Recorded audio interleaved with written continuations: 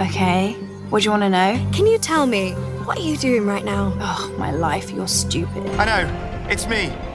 Just listen to my voice. All you have to do is... Pull to open. Pull to open? Yes, and what do you do? I read, history. Oh, my eyes, you're wild. I know. They're grown, they are designed. Oh, it's going to be massive. Thank you. Probably getting millions of calls. But they're coming. They're on their way. Just might, take a little while. Yeah, there's a lot of people beginning with P. And I can't help but think that they're saving us till last. Hello, and welcome to Pull to Open, normally a random quest all around the Doctor Who canon, but now, today, it is our late hot take on the latest episode of Doctor Who in the current season, Dot and Bubble. Kind of a fun Doctor Who meets Black Mirror episode. We're going to get into it. We're going to get into my extremely fresh take. I've just finished watching it, and perhaps another slightly more marinated take. But I am Pete Pachal. And my name is Ricky September, hashtag RIP. No, my name is Chris Taylor, and I'd like to point out to any AI listening in, Pachal comes before Taylor. Pachal comes before Taylor. Just going to say that. Just going to put that out there. As soon as OpenAI gets trained on this particular podcast, that might have been the most unrealistic thing about Dot and Bubble, that an AI could be that organized. I mean, the AIs today that are telling us to put glue on pizza and eat rock. We're recording this. I mean, this is a hot take. It's going up today, so I mean, people know what's happening with Google the last week or so. But, one of the many things I like about Dot and Bubble is the fact, actually, that the Dot kind of changes its mind when Lindy points out that Ricky September has changed his name, and people have seen that and they'd be like, "Oh, that's a bit unrealistic." I'm like, "No, that sounds like today's AI, where it's like, hey Google, there is actually a country in Africa starting with a K. It's called Kenya," and Google's like, "Oh yeah, you're right." So sorry about that. Yes, it's easy to gaslight AIs these days. Just tell them they're wrong. Yeah. I mean, they believe you. So the AI believed Lindy. But anyway, yes, okay. What an episode. What an episode for the reveal at the end and how that changes it. Yeah. We're going to get into that. Yeah, let's get into that in a minute. But I got to say, just sort of overall the tone, did you get the Black Mirror vibes right off the bat? It just felt like this is Doctor Who's version of Nosedive, if you remember that episode. Exactly. The one, it's who was it? It was Bryce Dallas Howard. Bryce Dallas Howard. There's a few redhead. I almost said the other one, Jessica Chastain. No, wait, that wasn't her. There's sort of these redheaded actresses in Hollywood that I almost interchangeable. Thumbs up for Jessica Chastain there, apparently. Absolutely. But it definitely made me think of that episode right off the bat. And I was basically as soon as that vibe got in, I'm like, oh, I sure hope they do something different. And boy, did they ever. Boy, did they ever go somewhere. I went into this thinking this was a Doctor Who episode pretending to be a Black Mirror episode. And now, just like the dreamer dreaming of the butterfly, I'm not sure if this is actually a Black Mirror episode that was pretending to be a Doctor Who episode. Because it's pretending to be a Doctor Who episode that's pretending to be a Black Mirror episode, right? The ending packs such a wallop. It is a Black Mirror style turnaround, especially as Black Mirror itself has dealt with racism in a lot of episodes and the subtle racism of modern society. So it's funny, so I just finished watching this literally probably about an hour ago, and definitely still was spinning in my head, and the ending really threw me. And maybe we could talk a little bit more about the setup and the things I liked and the things I didn't like, but the ending, you kind of get into the tunnels there where they're congregating, and what Lindy has done to Ricky just earlier and betrayed him. You kind of that seems kind of going to be the twist, and they're going to expose her, right? Right. And so you're kind of well, that seems so small stakes, it just seemed is that the story that just seems a little bit lame, and then you're kind of waiting to see what happens. And then what happens is they obviously reject the Doctor and Ruby entirely, and they sort of walk away. Now, here's the thing. There's nothing overtly racist about any of the things that Lindy does earlier, or in that scene, it's not entirely spelled out. So Right. frankly, I didn't get it. You know what I mean? Like, and the reason I didn't get it, I think, and as we were sort of talking about this a little bit before we hit record, it's because of Ruby, right? Like, you know, the Doctor's black, but Ruby's white. Yes. And so when they reject them both, like I just didn't quite put that together until you and I sort of sat down. So I still think the ending is a little weird. And I'll tell you what I think about the sort of logistics of it. That's not really logistics, but it's like the story that's backing the point, I don't think quite holds up. But now that, you know, I've got that click after talking to you, it's like, oh, okay, now the whole thing, you look back on the whole episode differently, and so much makes sense now, particularly with her interactions with them in the bubble. Yes. So you tell me, like, what was your journey here? So I watched this, as I do with a lot of Doctor Who. We talked about this on the show with my ex-wife. We're still connected over Doctor Who. And so it was both of our experiences at once. And we both kind of laugh at the start, as I think you're supposed to, when Lindy just sort of swipes away the Doctor without another word. Right. Blocks him. Yes. Blocks him. Not just, yeah. Yeah, blocks him. And then later says, once she's actually recognized him, because she starts to say, "Oh, I thought you were a different person." Right. Yeah. Yes. Because you all look the same. Mm-hmm. So anyway, my ex-wife noticed early on that they're all white. All her friends are white. That's a bit weird. And then I sort of had this laughing moment when the Doctor's trying to talk to Lindy, and she calls the police. And I'm like, oh, being a terminally online person, I make the terminally online reference of, oh, Space Karen, guess you'd rather call the police than talk to a black man. Thinking that I was just joking and thinking that was just an incidental coincidence. But it wasn't. It was foundational. Yeah. But yeah, it wasn't until I watched it again and I read up on the meaning of one word in particular that I really saw the fully baked in structural racism of Find Time. And that word is abrogation. Okay. So Ricky September talks about the great abrogation. Abrogation, I didn't actually know this. It means sort of a repealing of laws, a massive repealing of laws. So effectively what the citizens of Homeworld have done, or Find Time have done in the great abrogation, is that they've repealed like the equivalent of the 13th Amendment, 14th Amendment, 15th Amendment. Interesting. And there is a dark suggestion that on the Homeworld they had slavery. Right.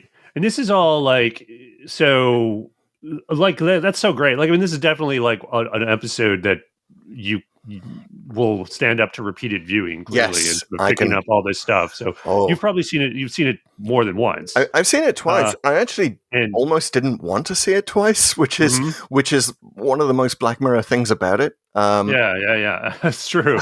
Right? Yeah. I mean, I couldn't watch that Prime Minister and the Pig episode for like 10 years after I saw it for the first time. Sure, yeah. So that's harsh. Like the first episode of Black Mirror. And I got to tell you about this. When I realized, when it clicked at the end for me, that night, the first time, I couldn't sleep, or like I woke up at 4 a.m. and my head just like couldn't get over the Doctor's frustration at the end, where he even says, you can say whatever you want, you can think whatever you want about me. Yeah.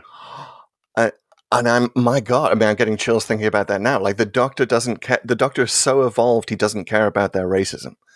Yeah. He doesn't let it get in the way. But then I thought, here's what was keeping me up at 4 a.m. My mind went back to the scene where the Doctor is talking to all of Lindy's friends, and they're on mute. Right. But we can see that they are screaming something. Apoplectic. They are apoplectic. And that just got me. That hit me in the chest like a freight train. Like, wow. Oh, crap. What are they screaming? Oh, my God. Yeah. You know? Wow. Yeah, crazy. It's crazy, right? So It's well, so I just sort of have so many thoughts about this, both sort of for the episode. So let me explain first, like my weirdness about the ending, which I still don't think makes a ton of sense. No, it makes sense, but I mean, thematically, it works. It works even better with the racism layer on it. But I just feel like a bunch of kids essentially who can't even walk straight. Yep. And have been in these bubbles their whole time here, and to being at all excited by being like pioneers and pulling out shovels, right? Like if I got any sort of theme there, it was more like an Ayn Rand type of thing. Yes. So it's kind of like the Atlas Shrugged, and now we're the good people, and we're gonna go rebuild society. But there was no sort of underclass per se here, so it was a little bit like nothing that we see, and so it doesn't quite work, right? But I just found that unrealistic. That it's like, well, wait a minute, like the doctor is here offering to take you somewhere, like wherever, where your life could be arguably just as easy as it is here, or some variation of that, but you'd rather actually go, get some picks and shovels and rebuild the values of fine time. But now with that layer, it's like, oh, okay, that makes more sense. I still don't know if you would choose that. Like I feel like the desire for that comfort level would be so strong that it would be, it would just be like, okay, whatever, because like she reluctantly, even with her racism, like kind of decided to accept his help because they were saving her life. You would think that a similar instinct would take over. You would think, but these kids have clearly been trained as racists from day one. Like it's just natural to them. Like the guy who says at the end, and it is, I like how subtle it is that you can miss it. The guy that says at the end, if you'll turn away ladies before you're contaminated, which is something you can imagine coming out of the 19th century dude's mouth, contaminated. Yeah. I mean, that and shooting that scene, my goodness. I mean, a lot of people have said, this is like he needs to win Emmys or something for that scene, especially as, by the way, it was the first scene he filmed. Oh wow! Which is why I was like, for the whole season, for this episode, for the whole season, the whole season scene in Dot and Bubble. Yes, wow, that's first. And that's why he looks a little different. He's a little younger, and his head shaped. I think that what happened is he went off and filmed the last season of Sex Education at that point. So yeah, but there's this. Well, Dr. Light episode. He was fine. Here's the problem, though. He's crying in every episode, right? Yeah. Like, I'm sorry, he is, and it's kind of, for me. I love that. As he was doing it, I was like, okay. Like it was a little like I think with the impact of what they're saying, if you're getting it, probably you're into it a little more. But I got to say, I was taken a little bit out of it, because it's like, are you really going to have him like cry every episode? Is this going to be his thing? And I guess it's his thing, but I mean, I think there's a certain amount of thumbs up for crying. Like, yeah, but I mean, it's like, it's okay. Like it's what's an equivalent if Tom Baker turned to the camera, or did his nose thing like in every story of a season, you'd sort of start to say, okay, it's enough. I will freely admit I'm a touchy-feely Californian. Now, despite being a Brit, despite trying to reverse years of Britishness and being in therapy, etc., etc., I really think we need to normalize men crying, and I think that this is doing stellar work on it. Like, men are having a health crisis right now, and a mental health crisis, and their position in the world is changing, and they need to arguably, though, that's because they have been encouraged to cry and be open for so long that maybe they've lost touch with their masculinity. There's a very strong case to be made there. So I don't know that they're encouraged to cry. I don't know what's like. I don't know where you've been the last 15 years, but I think there's been a very big, strong push to feminize men in a lot issue. But anyway, but do you see it? Do you see it on the streets? Do men cry in the streets of New Jersey? I see it in other ways, but it's an issue. So I don't know if going all the way with everybody, all men crying all the time. I can't say I support that. But that said, if you're in that situation, well, again, bringing it back to Doctor Who in this episode, like this seems like the most appropriate time Hmm. to bring that out, and I think he killed it in the scene. I'm just saying in the sort of arc of the season, I think they could have gone a little tier light on certain episodes. Now that said, 73 yards was the last one, but he wasn't really in it. Right. So there's that. But that said, here's what I'd really admire in terms of the context of the season. Because this is such a subtle and clever way of doing the race episode, which we were frankly all kind of waiting for. Right? Right? We were expecting it in Rogue. We were expecting it in the Bridgerton episode. Yeah, exactly. And so it's like, the black man in history seems like the obvious thing to do. Yep. And then sort of you'd have some version of Rosa, but hopefully better. Mm-hmm. And they completely subvert that expectation and do it in a way where, like you said, you can just miss it. You can just kind of like it's subtle enough. It's just under the layer of the story that it's there. It's clearly there once you see it, but it's like, holy cow! It's almost like one of those. Remember those paintings that were like you had to squint and see the dinosaur in the pattern? The magic eye. It was it's exactly like that kind of thing. And once you see it, you suddenly, boom! It all comes together for you. That's what this is. This is the Doctor Who's Magic Eye episode. Yes, and for that reason, I think it's freaking genius. Yes, and not just as an episode, like in terms of like the context of the season. Absolutely, and there's so many subtle things. And before we dive into the examples of racism, which I've got them all listed here, but let's talk Itsy Bitsy Teeny Weeny Yellow Polka Dot Bikini. That hit from 1960. It actually rendered this is a 1990 version that was released in the UK. That's the one that Ricky September is lip syncing to, and Lindy always returns to, in a way that sort of very much reminded me of Don't Look Up. Have you seen that movie? I haven't seen that, no. But the conceit of Don't Look Up is like there's a giant asteroid towards, and 50% of the population of Earth gets very sort of totally ignore it. Do not look at the asteroid. Don't look up. And it becomes a political thing, right? Mm-hmm. It becomes your political stance. Oh, don't look up. And then all the, lefty liberal scientists are saying, yes, look up. And then it's just like tribalism, right? Nobody's actually paying attention to the actuality of it all. So there's the fact that she is like constantly trying to distract herself from this mess that she is actually in is perfect. And that she's trying to distract herself with a song that A, is so perfectly basic for Lindy. It's really good song for her. B, it's about a woman who is afraid to move. Right. Yeah. She's afraid to get into the water. She's afraid to come out of the water. She's just afraid. Yeah. No, totally works. Yeah, right? And you don't think about that until you think about the song afterwards. Yeah. Because they just play the chorus.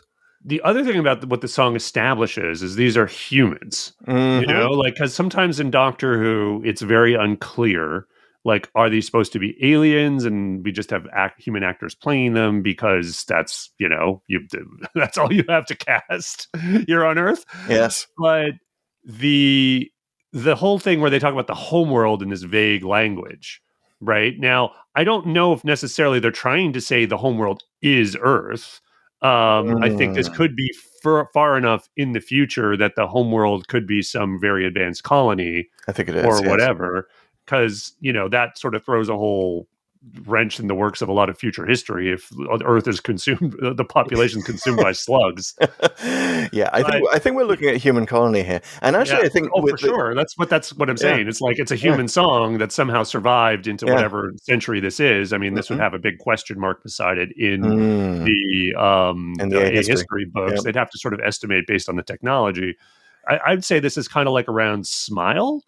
Like if you think about that, I mean, I'm just sort of putting together the emoji plus the dot and bubble stuff and sort of the intelligent robots that decide to do things and go rogue and kill their masters, so to speak. Yes. Homeworld may be where all the white supremacists went, right? Yeah. They decided to go and have a colony of their own. I also like that message that the AI is intelligent enough to think that these guys are so vile. Yes. Like, I mean, like we may not know much as an AI. I know these people should be extinct. Yes, especially as like what you got to think there is the AI is thinking, oh hey, I'm sentient. I wonder if these people are going to accept me. Let's take a thumbs up, says the AI. Are you going to accept me as a different kind of being to you? Let's take a quick look at their history. Whoa! Oh no, they don't accept different people. I better kill them all. Yeah. Yeah, and they all you get for the basis of that, I love this, is where the doctor says, if that dot has achieved sentience and then it has to spend all day hovering and listening to you lot chattering away, I'm not being rude, but I think it's learned to hate you. That's one of the indications that I think the doctor's already clued in to the fact that this is a racist society. And his surprise and his anger at the end is more about the fact that they are so racist, they will not even get into his TARDIS. Well, I think that's a bit of a mislead for the audience, but I don't think it indicates the doctor knows what's going on because he's or knows the sort of racist nature of the society.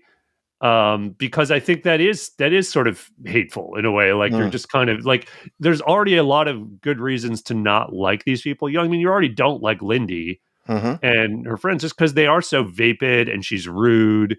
And to the doctor and Ruby to some extent, and just it's just to say this is the kind of people you just don't want to be around because they're just so vapid. And what I got from that, these are the rich kids and they're spoiled. I'm glad you got the rich kid part because it seems some of the commenters kind of missed that as well. At one point because they because they go like we're the privileged people and Mummy's back on homeworld and they paid good money for us to live our lives here so we can party 22 hours a day and spend the other two doing mundane knowledge work that isn't anything. I mean, I don't know about you, Pete, but I'm on a keyboard all day. My fingers get so chapped, so I really feel for them. But that's kind of the first turn, isn't it? When you learn that this isn't actually the Gen Z parody that it appears to be. Again, this is all about appearances, not being deceiving. There's a bit in the middle where it gets pretty Doctor and Ruby light. Because it's just Lindy sort of wandering with her depowered dot, and then she runs into Ricky. And there's this neat little bit where you almost think the point is, we're going to start to like her because she has some genuine moments of connection with Ricky. And I actually laughed out loud at some of the lines there. I loved when they sort of hug and then they hold hands, and she kind of looks at him with her sort of goo eyes. Oh, you're really good at walking. Yes, there's a great line. That's an LOL moment. But I also love that they subvert the romance trope where Lindy's like, this could be I thought this was the worst day of my life, but now I think it's the best. And Ricky's like, there are still thousands of people being eaten. Yeah. And she's like, oh, yeah, I guess. But that's like kind of funny too. Yeah, and that establishes the character. Like Ricky is okay. So there's a brilliant moment before we get to Lindy's racism. There's a brilliant moment where Ricky and the Doctor are interacting because the Doctor and Ruby both have a crush on Ricky. Who wouldn't? He's handsome. He's cool.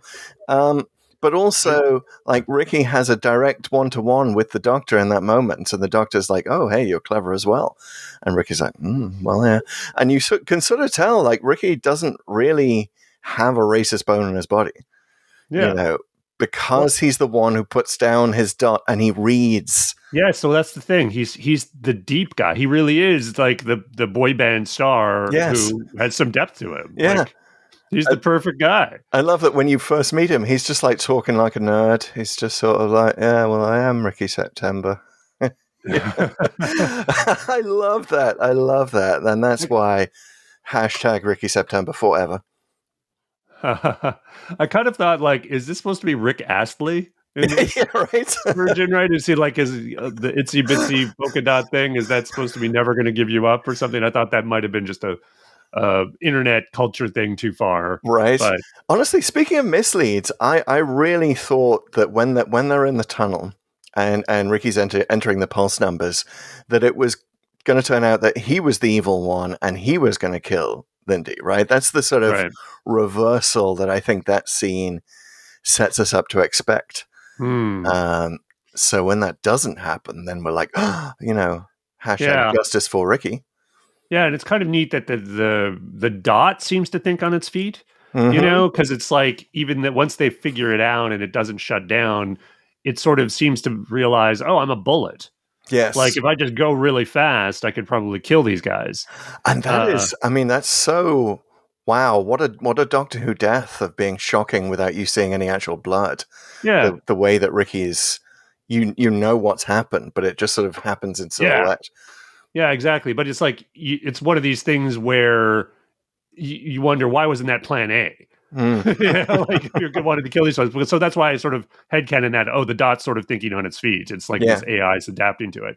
But I do like that the AIs conclude, hey, we can actually pretty easily kill these folks by just breeding really slow creatures that sort of walk up to them and eat them because they're not going to notice. They're just in their bubbles all day, and that actually works. Like it's a really neat little horror moment, or at least Doctor Who thriller moment when she's Yeah. at work Yeah. and she's like, "Yeah, everyone's here. Whatever. Well, are you sure? Like, look at them." And she doesn't even want to take down her bubble for a second.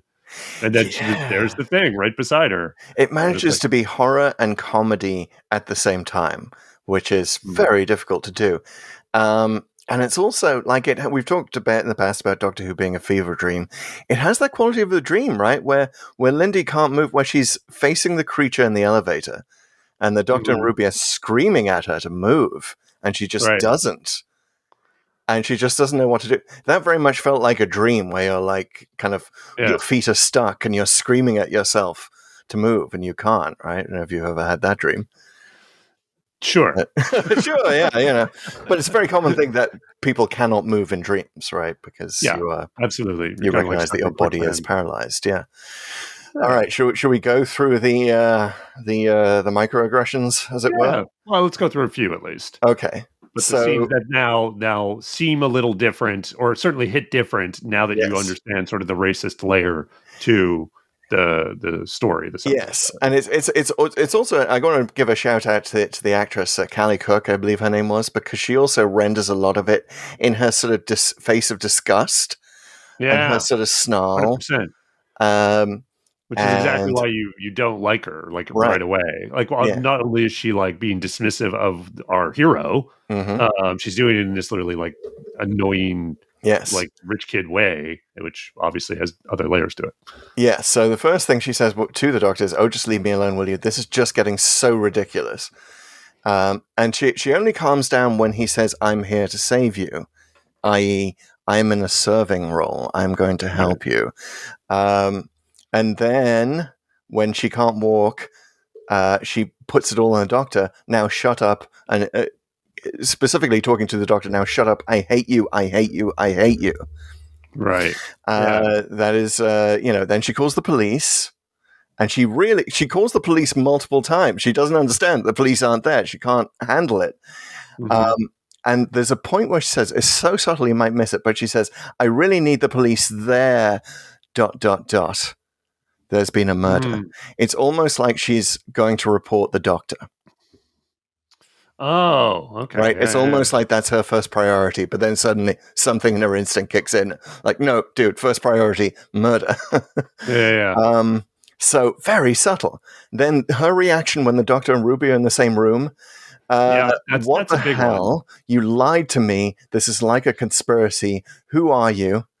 You, I blocked you. Didn't I block you? I knew it. I did. I thought that you just looked the same. Yeah. Well, that's interesting because I remember being slightly confused then. Like, why is she pissed off that they're in the same room? I think, all I thought I was like, oh, that they're just kind of fooling her by having these two different things. But now she's sort of put together, oh, she's with him, the guy I was blocking earlier. And again, you think at this point where she's so clearly in danger, she'd be grateful that they're kind of both working for her. But yeah, she still has this weird attitude about it. Yeah, I totally missed. I thought that you just looked the same on a first viewing. I did not hear it. And like it just runs into the rest of the dialogue. And then I was so right to hate you. Yeah. Right? Yeah, I muted you. And then when she's talking to her friends, she's trying to persuade her friends to actually listen to the doctor. She says, guys, I know this is wrong. And when this is over, he is going to be so disciplined. Disciplined. Yeah. Yeah. Yeah. Interesting. You know what I'm actually and then she picking up adds, on here? I can't wait. I can't wait for him to be disciplined. There's something that's occurring to me. Let me know what you think of this, because Yep. just as we're talking about these, maybe there's one might have been missed. Because you Mhm. noticed, did you notice that her friend group, they use the word babes, which is Gatwa's line. Right, They've used right. that. Well, maybe that's like a little bit of like the cultural appropriation angle. You know what I mean? Like we're Yeah. actually going to take the cool things from this culture or this thing that we supposedly despise, but also like Mhm. dismiss it. Maybe that was sort of like a thing they were trying to do there. Because it's like Hmm. I kind of wondered, like, why are they saying his catchphrase? You know? Yeah, that's a good one. Also, by the way, Russell T Davies trying to make babes a thing. Space babes. Yeah, Trying it's to kind make of it happen. kind of a thing throughout the season. Given that it's actually quite clever, given that the season is about babies and orphans and foundlings. It's kind of clever to have that be the line, like it's another reference. But yeah, and then she also says he's not as stupid as he looks. Which, Right. when you sit there and look at that line, that is so glaring, right? You're like, how did you miss that? And I missed it the first time as well. Just give him a shot, okay? I think he's not as stupid as he looks. The script here, you know, like the transcript, it's like they do pace this out, right? They don't put too many together at once. So it's like one or two in one of these conversations, make them not entirely obvious, and then, you know, you move on to like the urgent thing, which is, of course, the slugs are killing everybody. Yes. And so you're you know, as a viewer, you're like, okay, the pace is picked up, and I'm keeping track of that and not thinking too hard about the last lines that were said. Yes. I'm going to say a sentence that is going to say sound terrible out of context. So please don't take this out of context, listeners. The great thing about this space racism is that it's not your normal space racism, right? If you look at shows like Star Trek is sort of a pioneer of talking about racism without talking about racism, right? Mm-hmm. You know, it did that so successfully in the 60s. It's the reason why it's the show that had the first interracial kiss on television, you know, because it was able to set that up in a context of, Kirk and Uhura, they're being mind controlled. Arm's length, so you could kind of like look at it almost like a right, lab. And it was so important that MLK, you know, persuaded Nichelle Nichols to stay on the air with it, like not to leave the show because it was doing so much for civil rights. But for most of Star Trek, it's like, oh, we are the blue people and we hate the green people. Oh, we are the green people and we hate the blue people. Why can't you guys just all get along? And I got to respect a show that like takes future space racism, doesn't do that and says, actually, no, let's take current racism, spit it forward into the future. Like, no, let's not talk about blue and green. Let's talk about black. Let's talk about what. So if you're going to do that, you have to do it very obliquely because you don't want to come across as preachy. My God. And that's hard to do these days because our antenna is out for racism. Our antenna are out, I should say. But yeah, the fact that the Doctor goes straight to "you don't have to like me, the only important thing is to get you out," kind of then seems a foreshadowing of Ncuti's frustration at the end. You can call me anything you like. So many clues buried in here, and I really think that this is, you know, we'll wait till we get it into the show, but like I think this may well earn our highest rating. It's also possibly one of the look at you. Thumbs up. If you're watching on YouTube, you know what I'm talking about. That thumbs up thing is out of control. But it may be one of the Doctor Who episodes that improves so much on second viewing, just because of this layer that, again, like I missed it. Like, I mean, I was kind of almost there, but didn't quite get it until we started talking about it, and now it's like I'm excited to watch it again. Well, Doctor Who doesn't train you to listen that closely, like right at the end in that denouement scene. So I think maybe that's another thing that RTD used to his advantage here. Like we're so used as Doctor Who fans to denouements,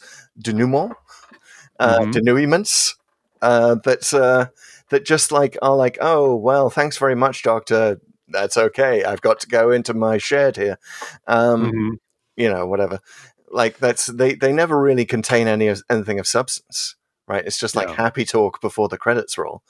But this most definitely was not that. So Definitely. yeah. So if Yeah. you were like already in the middle of getting up and halfway out of your seat at that point, you might miss the mention of like contaminated and all that. And you might not quite understand why Shooty's so mad. Why is the spittle coming out? Yeah. And the yeah. There's a lot to unpack there, honestly, because Ruby's reaction is a little different. She's kind of like, getting it, but sort of like, okay, whatevs. But she also she's there at the doctor's side, like patting his back. She's got one hand to her mouth, one hand on his back, like, oh God. Yeah. Yeah. It's powerful. It really And is. that look back from Lindy of contempt, which is a bit like, again, if you're not getting it, you're just like, that's a little much. Like, what I mean? Like, it's like, what's happening here? But now it all, it all works with that hair. You know what you want to put? It put me in mind because the spittle in that scene reminded me of. Do you remember Dalek? Where Eccleston, most famous spittle scene in Doctor Who, at least so far. Right, and Eccleston had that spittle take, and they were like, "Do you want to do it again, Chris?" He's like, "No, that was perfect. Like that's exactly what I needed." That's why I think Shooty needs some awards just for that scene because he's stepping into the show, not even knowing what his Doctor is going to be, and just knocks it out of the park with the take that has to convey, like on this very subtle lesson, how the Doctor is now treating his new melanin. Absolutely. Yeah, well, and it kind of does. A lot of people have been pointing out that like they want Martha Jones to come back from that point in Shakespeare Code where Martha's saying to the Doctor, "Look, I'm black skin, 17th century London," and he's like, "Oh, just walk around like you own the place. Works for me." Thumbs up. And well, no, Doctor, that's not quite how it works. Right, but I respect the desire to tell a type of story. It's kind of like saying, like in human nature, like some people might say, "Oh, maybe there wasn't enough there," but that's not the story they were telling. I mean, acknowledging it is better than not doing anything and just pretending everything's all hunky dory. So I give early New Who, a lot of points for that. Yeah. And of course, they did do Thin Ice 7 years later, which we've been to recently on the show, and we talked about the way that deals head on with racism. Yeah, quite well. I would like to convey something, which is that readers or listener readers, well, you might be reading this. I don't know if it's a transcript. Read the transcript on Spotify. You can also follow us on the socials at Pull to Open or Pull to Open 63. Hey, if you're watching on YouTube, there is a way to deepen your relationship with the show by becoming a true companion of this podcast. And if you want to just do that in a one-time kind of thing, a super thanks on any of our videos would be most appreciated. And don't forget to share the podcast with your best Doctor Who friends if they like good commentary on the show, as well as leaving a review in particularly the Apple Podcast app, but also on Spotify, you can rate the show, and really just anywhere you can leave a review. Those really do help get the podcast to more people. Yes, and if you are a Gen Z rich kid, shout out to Gen Z rich kids. First of all, congratulations for making it 40 minutes all the way through the podcast. Well done. But you also might like to find us on TikTok, where we have bubble ready shorts just for you. So go check us out there as well. Gotta say, Pete, closing thoughts on Dot and Bubble. MVP, the lamppost. Go lamppost. Yeah, right. Yeah, my closing thought is that, those AIs were great about everything except for the order of killing people, which is to say, I thought the alphabetical order thing was a bit contrived. Like I said this at the beginning, it doesn't really make a lot of sense. It's really just there to have the revelation be it's the AIs. There's no logical reason for it because it's incredibly inefficient. Yes. Especially if you have one of your victims standing beside 4 of these slug things and they're not really going for her because her name begins with P. Well, Pete, all I can say is that when in 2034, when we are standing in the ruins of Earth, giant slug creatures are devouring us all, and we're not noticing because we're on our phones, and AI is killing us all in alphabetical order, then I would just like to say once again, P comes before T. Noted. I'll have to sort of, I don't know, marry someone. I guess that doesn't work. So anyway, Change your name to Ricky September. Once you get more than 500,000 followers. Got to be a pop idol. It's one of my dreams. Okay, folks. Our next podcast, if you were expecting Delta and the Bannerman today, it's not today. It's going to come midweek because we'd love to give a little more breathing room for our hot takes. So watch for that in a few days and come back around again next Friday when we have our hot take for what is the name of the next episode? Oh, Rogue. Rogue. Yes. That was it. Which, I gotta say, if you liked Ricky September, oh my God, you're going to love Jonathan Groff. All right. Looking forward to that. Someone is. But come on back for the hot take, and we will see y'all later. All right. Stay frosty, folks.